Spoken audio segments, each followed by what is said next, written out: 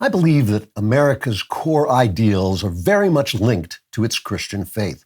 So, since it's Easter season, I thought this would be a good time to take a closer look at the state of our national religious life and then weep quietly and say it was a great country while it lasted.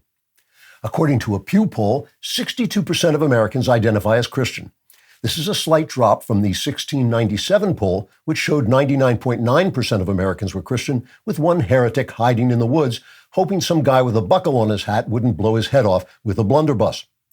But today's religious landscape looks different depending on political affiliation.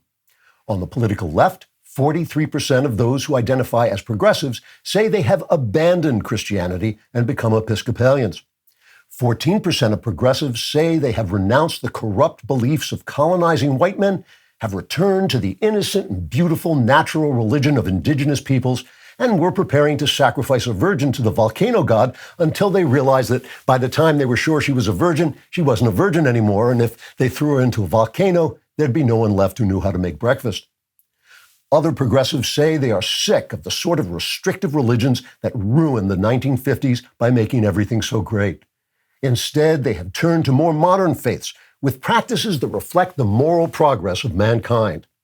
These practices include yogic meditation, ritual mindfulness, and tantric sex, followed by butchering any unborn babies conceived during tantric sex, then celebrating the mass slaughter by dancing around a pole in a wild, blood-drenched frenzy, getting a full-body tattoo featuring goat-headed demigods with flaming eyes, then running naked through a forest while grunting inarticulately and listening to music that's mostly composed of drum beats and shrieking because classic rock is just the best.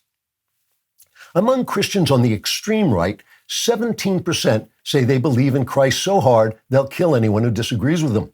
14% say their faith is so strong they might even be willing to go to church as long as provided, and 8% say their worship mostly involves posting unspeakably cruel remarks on social media to people who aren't as Christly as they are. Among more traditional conservatives, 4% of Christians say they have abandoned their own egos for Christ's sake and have thus elevated their souls into a state of suffering yet serene agape love and are now hiding in the woods hoping some guy with a buckle on his hat won't blow their heads off with a blunderbuss. The remaining 57% of right-wing Christians spend most of their time quietly murmuring, "Oh God, I'm a miserable sinner. Please have mercy on me and don't send me to hell or California."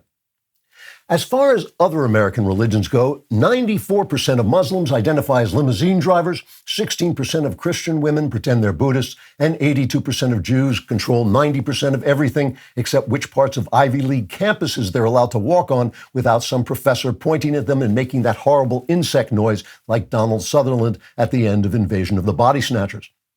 Approximately 29% of Americans have no religion whatsoever, and they say that makes life much easier because they're able to rotate their heads 360 degrees and spider walk across the ceiling, which comes in very handy when they're trying to escape from The Exorcist.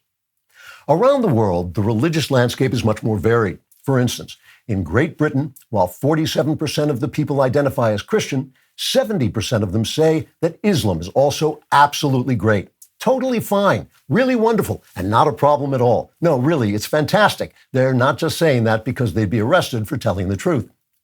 In France, 49% of the population used to be excited by religion because they thought they belonged to a dark, obscure mystery cult with elaborate secret rituals until they found out they were actually just Catholics. And in China, 23% of high-ranking communists identify their kidneys as Uyghur. If you loved that, and I know you did, like and subscribe. Also, subscribe to The Andrew Klavan Show wherever you get your podcasts.